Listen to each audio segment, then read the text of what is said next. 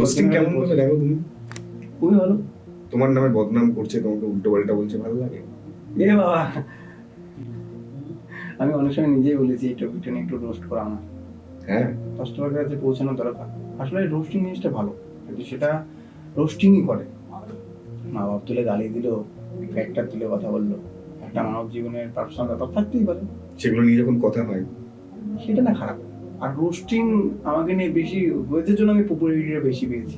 আচ্ছা, কথায় ওঠে যে এই ছেলেটাকে নিয়ে এত কথা কেন, এত ক্রিয়েটর থাকতে বং মিডিয়াকে নিয়ে এত কথা কেন, বং মিডিয়াকে নিয়ে এত কন্ট্রোভার্সি কেন, কথায় ওঠে না। সেই নামটাতে ভিউজ আসে, আচ্ছা, সেই নামটা আছে ঠিকই, তাই যেদিন সেটাকে যেদিন বং মিডিয়া নামে আর কোনো ভিডিও আসবে না, কন্ট্রোভার্সি হবে না, ভিউজ আসবে না, সেদিন রোস্টিং হবে। বাড়িতে বউ কিভাবে দেখে এই ব্যাপারটা? রোস্টিং, হ্যাঁ, ও তো খালি অ্যাকশন নিতে বলে, বোঝে না, এখন ও অ্যাভয়েড করে, ও সময় পায় না, এখন ফেসবুক ইউটিউব ও দেখেন, ওর সংসারে বিজি, আমাকে নিয়ে বিজি।